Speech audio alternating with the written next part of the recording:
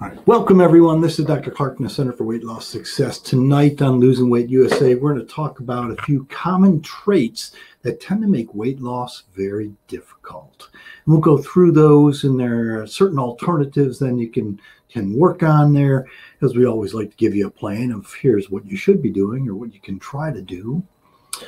All right, so here's the official welcome. Welcome to Losing Weight USA. This is your kind of weight loss answers to your weight loss questions, as well as some of the latest updates and research, a little bit of expert advice. It also gives you access not only to me, but you should be receiving the health tips and recipes via the membership portal. Each webinar is going to last about 30 minutes or so. If you think of things as we're going through as far as questions, just type them into the chat box. We'll get to at the end as time permits, and typically we'll make time permit. As if you think of something once we're all done, just give us a yell here at the Center for Weight Loss Success. The email is success@cfws.com. Phone number 757-873-1880.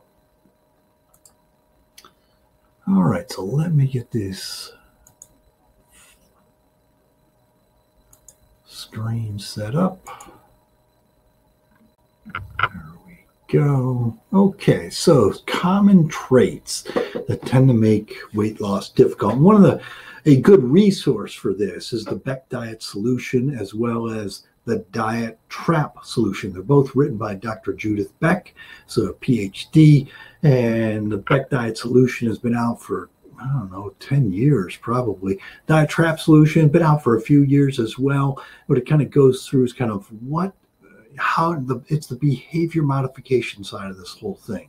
They can be used with any diet. It's not like, oh, here's the diet to go on. It's like, no, this is behavior modification, and very good resource for people. That's the Beck Diet Solution, as well as the Diet Trap Solution, both by Dr. Judith Beck. Okay. Now, just as an introduction, and thin people and overweight people often think differently. They have a different mindset. And there are some common personal characteristics that tend to make weight loss more difficult. So we're going to go into some of these characteristics and also begin to just touch on kind of what can you do to help to address these things. All right. Characteristic number one is you often may confuse hunger with the desire to eat. And those are two different things. The desire to eat may have absolutely nothing to do with hunger. Okay? Thin people often have an easier time differentiating true hunger. When am I really hungry from just that desire to eat? Now, if you're one of those people tend to label anything, any desire as hunger, then it really makes this more difficult. So the solution is you do need to learn to differentiate the two. And part of that is practice. What I mean by practice is a lot of times, many of us don't really understand what is hunger. It's because we don't, we eat relatively commonly, and subsequently you never truly get hungry. Okay? But you need to start differentiating the two. And part of that may be just kind of beginning to actually make yourself hungry, meaning that skipping some meals and just see, how do you actually feel? And it's often a different feeling than the desire to eat. Whether the desire to eat often comes around just because it's time to eat. We saw something that looked really good, saw a commercial on TV, read an article about this new new recipe that people are all trying. So you have to learn to differentiate between the two, and practice is a good thing. Paying attention then to how you really feel, how your stomach feels kind of before and after meals. And again, experimenting with and purposely making yourself hungry to learn to recognize true hunger. Much different than just the desire to eat. Characteristics number two. Okay. You may have a low tolerance for hunger and for cravings. Hunger and cravings slightly different. Cravings we can get without being hungry. Okay. Hunger, you may truly be hungry and really have no craving for something in particular. So they are two different things, but they tend to be interrelated too. So it's not like you can say, well, they're completely separate. Thin people tend not to dwell on hunger or cravings. They can distract themselves by saying, yeah, I'm kind of hungry, but they distract themselves and typically they're not thinking about it anymore. Many people tend to view hunger and craving as an emergency. I have to eat right now. It's like, well, hunger is not an emergency. Craving is not an emergency. It's typically hunger comes in waves. Talked about this a lot in the fasting discussions, is that hunger tends to come in waves. And if you distract yourself or do something different, often hunger slowly goes away. And subsequently, it tends to come to maybe really significant, but then after a while it goes away. If you get to if you're busy doing something you actually can't eat and don't eat, often you may find that, hey, after a while I'm not really thinking about it anymore, and hunger tends to just fade away then. So the solution here is, again, refocusing. It's refocusing your attention on something else, and that is a learned skill. You can practice it again. And hunger tolerance really tends to improve with practice. And kind of one of those things we talk about, I talked recently about, and multiple times recently about, fasting, is that it gets a lot easier the more you practice it. And so practicing does help a lot. And that's true with tolerating hunger. Okay? Distract yourself, do something else. Characteristics number 3, okay? You just like the feeling of being full. Sometimes I have people come in and say, I never feel full. Really? Because you can only put so much in there. Okay. But you like the feeling of being full. And really, even you start thinking about what's my next meal going to be, even before you're finished with this meal. Okay? You may be concerned that, gee, what if I get hungry? Because again, if that's an emergency, it's truly not an emergency. Or you may feel like I'm deprived if I don't eat as much or as I want.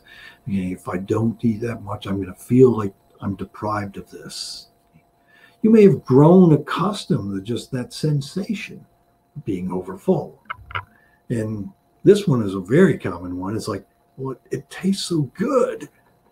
Or, gee, this is a special occasion. It only comes around, whatever this holiday is, or whatever the special occasion is. I assure you there'll be another special occasion next week too. And we also want to show appreciation to whoever made it, whoever's hosting, whoever brought the whatever it is that we're eating. Is that, we eat more. That's kind of, makes it an appreciation to that person. So what you need to start working on is figuring out satisfaction. Satisfaction is different than being full. And start working on hey, am I satisfied or am I truly full? Satisfaction is where you want to stop. It's like you've had plenty. I'm satisfied. Full is a different thing to many different people. For some people, it may just be 2 bites beyond satisfaction. Gee, now I'm stuffed. For other people, it may be, gee, I can have a whole other meal, even though I'm satisfied and not quite, quote, full. Differentiate between those. Characteristic 4, okay? You fool yourself about how much you eat. Often we're not really conscious of how much we eat. It's because we may be doing these little nibbles here and there. I have a few little hors d'oeuvres here, this thing sitting out, I have some nuts. While we're preparing the food, you may have a little dip your finger into this, the little extra licks, nibbles, crumbs that they don't really count. Well, you need to have that mentality that every bite counts, because your body is not looking at it, they don't count. Okay? So you need to have that every bite count mentality. And this is a skill that needs to be learned and practiced. Again, these things all improve with practice, but you have to be conscious that it actually is happening. And that's part of the problem. It was often we're not conscious that this is happening. We're kind of just unconsciously picking at things. And it may happen all throughout the day. And then it's like, well, 1, you never really learn what hunger is. Number 2 is you also never really learn what being satisfied is either. Characteristic 5, you comfort yourself with food. Again, a really common one. Thin people almost never do this. So they usually typically don't have comfort food. They have comfort things that they do. They may take a bath. They may, go for a run. They may, light a couple candles, do some meditation, whatever it is. But they almost never comfort themselves with food. Certain foods certainly can produce feel-good chemicals, and this is real. Like dark chocolate. Can serotonin levels go up? And serotonin is one of our feel-good chemicals on there, but it only does it temporarily. And then you still need to address that original problem, whatever it is we are comforting ourselves from. And often, if we comfort ourselves with food, then we feel even worse because we comforted ourselves with food, and we never really address the problem. So figuring out different techniques, from the relaxation techniques, distraction techniques, going to exercise, whatever it is, listening to music, reading a book, whatever it is for you, watching your latest series on TV. But to also work on then those problem-solving techniques. And that, what am I going to do instead? Because if we always fall back on comfort foods, it's a setup for a disaster, because I assure you the next problem is right around the corner. Doesn't matter what it is, and the next problem in our life will be right around the corner. It may just be something different. And so we need to be able to learn to comfort ourselves with something else rather than food. Characteristic 6. You feel hopeless, helpless when you gain weight. You may have that end of the world mentality. I fell off the wagon, now I might as well just throw it all out the window, everything I've worked for. Thin people don't see a couple of pound gain as a catastrophe. It's like they have faith in their ability to make good decisions and subsequently follow through with those decisions. It's just, we need to be cognizant of that. You need to be, this is not the end of the world, because we all slip up. We all fall off the wagon. We all drift. And even when we think we're doing really well, we often drift. And so subsequently then we need to have that, put ourselves back in line. You go on vacation, you go visit family, whatever it is. But don't view that as the end of the world. It's like, no, it's not the end of the world. It's like, no, we're going to work on this. And it's something we work on forever. How many times do I say this each day when I talk with people that, gee, here's my goal. I want to get to here. It's like, well, what are you going to do when you get to here? Okay? Well, because there is really no end point. We'd like to think there's an end point, but there isn't. It's sometimes we just do better than we do it other times. But we need to kind of think of this as a ongoing battle, if you want to call it that, in that we need to work on this forever. And sometimes we do better than other times. So you need to learn from your eating mistakes, but then also recommit to what our kind of diet is, knowing what to do. So part of it is, knowing the right things to do.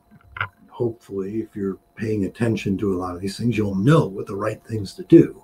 But then it's kind of recommitting to doing those right things. And when you do so, and you can do that, your confidence grows. So again, do not have that end of the world mentality. It's not. And it doesn't matter what you want to do. Just keep working on this and doing the right things then. Characteristic 7, kind of focusing on issues of unfairness. It's like, why is it that my best friend can eat anything they want to and never gain a pound? So if you frequently wonder how unfair it is that others can eat anything they want to, but you can't, well, it may not be fair, but it's the way it is. But this often leads us astray. And if it often leads you astray, then you tend to give up on the diet. So it's certainly natural to compare ourselves to others. But reality is we're not others. And it's not helpful at all either. And you need to accept this because you can't change it. Okay? You need to accept this and just kind of work on the rewards side of the losing weight then. It's like, yeah, it may not be fair, but it is the way it is. You just have to accept that. And finally, characteristic 8 is stop dieting once you lose weight. It kind of goes back to there really is no end point. The significant difference between people who keep weight off and the yo-yo dieters is that thinking that this is a lifestyle. This is what I do. Because the maintainers do so because they have changed what they truly do, and they rethink how they think about food and eating. So you have to master these concepts. You have to learn them first. Part of it is learning the right things, practicing the right things, and then kind of mastering those skills that I can do this. I can do this. I can get right back on track even when I drift. So you got to master those skills, and you need to have your self-motivation, because I assure you no one else is going to motivate you. Yeah, we can go to trainers and coaches and things like that, and they're very helpful, no doubt. They're very helpful, but we can't rely on them. It still has to come from within. It has to be what I want, what I'm going to do. And once you learn these skills, eating healthier gets a lot easier. And it's kind of, this is what I do, and this is what I need to do, this is what I will do, and then continue to work on that. And it becomes just habit. So, in summary then, these characteristics we just described are very, very common, but you can change them. First, you can learn to change them so that you not only lose the weight, but then know what to do when you drift, so you can keep it off permanently. And that's part of kind of the programs we have through this Weight Management University, both for surgery and the medical side of this whole thing, is learning what are the right things, and then practicing, coaching you through that, and kind of figuring out what works well for you, and then sticking with that, because it has to be a long-term lifestyle change. All right, questions. I don't see any sitting out there. But if you have questions, don't hesitate to pick up the phone or just stop by or send an email or whatever. So we do encourage you to come by and get your body comp checked. You want to make sure you're losing fatty tissue, not losing that lean body mass. Obviously, I harp on that all the time. It's our lean body mass that drives your overall metabolism. You should be receiving the health tips as well as the weekly recipes. Tune in each Tuesday, 6 o'clock for the next webinar. Watch your email for the invite and link. And remember, it's your life. Make it a healthy one. Have a good evening, everyone. Take care.